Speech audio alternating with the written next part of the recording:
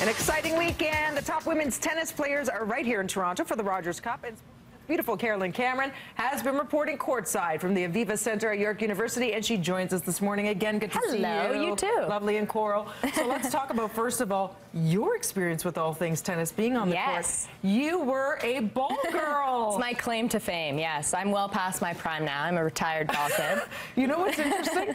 When I do get to go watch, that's one thing I always look at because I find it fascinating. You have to be stealth. Yes. And at the same time, stay in that very difficult, it seems, crouching position. Yeah. It's tough to sprint and then stay perfectly still. What if you have to sneeze or scratch? You can't do it. Too bad. And then the pressure's on. You got to get that or you're out. Yeah, it's fun though. So I've been involved with the tournament for over a decade now. And actually, another ball girl is Danielle Michaud. Our very own Danielle. And you said she was captain? Yes, when I came on Ball Crew, she was captain, so she was the ultimate ball kid. That is so she taught me her ways. And you must pick up so much being that close. You could literally feel the sweat. There's sweat spray on you. What's someone like Serena Ryder like up close now that you've seen her do her thing many times on the court? Yeah, Serena Williams. Not Ryder. She is a fantastic performer. Serena Williams. Tennis player. Serena Williams is incredible to see up close because she's arguably the greatest tennis player, female tennis player of all time, and she's dominant. And to see her right now in her prime when she's chasing history, her 22nd Grand Slam, she's hoping to win at the US Open, which would tie Steffi Graf for most ever in the Open era. It's just so neat to see that live and up close and just in our backyard. And just the power, too. It doesn't always show on TV, but when you see it in person, it's unbelievable. And when she winds up, you mean, you really hear it. Her serve is huge, and her ground strokes are just massive. And it's really neat, too, to see someone like that because she transcends sports. So to see her up close, you're a little starstruck, and you think, oh, my gosh. We were saying, you know, maybe Ronda Rousey is the only one who's so unstoppable and on this streak. And to the point where Serena Williams was disappointed with her win because it's not as large a win, a gap, as she's used to at this point. I know. It's unbelievable that that's her standard. And all the while, people may not realize she's in pre-med.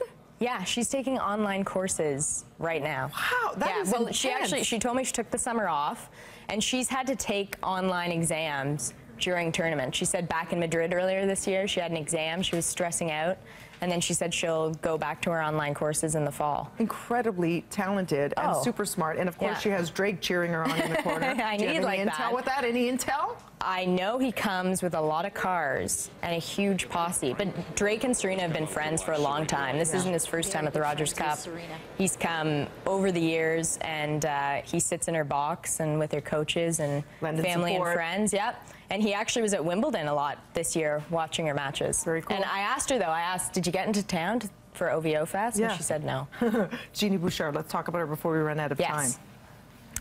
Genie Bouchard, it's been a tough year. I mean, we got to know her last year because she made the semis at the Australian Open and the French and the final at Wimbledon. We thought, oh my gosh, she's our golden girl. And then this year she's really struggled, and she lost in her opening match at the Rogers Cup. But I think there was a lot of positive to take from that because it was a three-setter. She fought. We kind of saw some of the old Genie.